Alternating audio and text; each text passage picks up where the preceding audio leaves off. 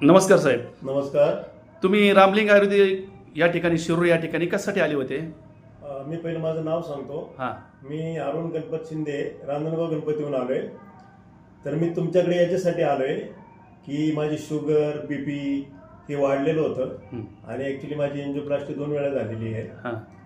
तर म्हटलं आयुर्वेदिक चालू करावं म्हणून एक तुमचं खूप मी ऐकलं होतं हां. हां. व्हिडिओद्वारे. जय गणेश ग्रुप असा तुमचा एक व्हॉट्सअपचा ग्रुप आहे, त्यामध्ये सुद्धा मी ॲड आहे. हां. हां. त्यामध्ये मी ऐकलं होतं तुमचं. मग एक दिवस मनाशी गाठ बांधलीने आलो तुमच्याकडे यस. आणि 19 तारखेला आलो. हां.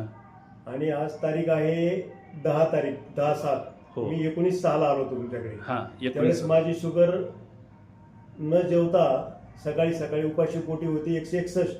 हां. आता ती शुगर 105 झालेली आहे सकाळी. फास्टिंगची 105 झाली. हो, 161 वरून 105 वर 105 झाली. अरे वा, खूप बदल आहे. हो. आणि त्याच्यानंतर दुपारी जेवणानंतर माझी 256 होती. हां. नंतर आता सध्या चेक केली तर ती 231 झाली. अच्छा. हो.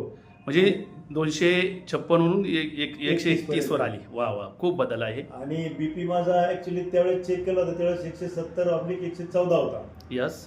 आता सध्या 130 आणि 130 आणि 80 आहे.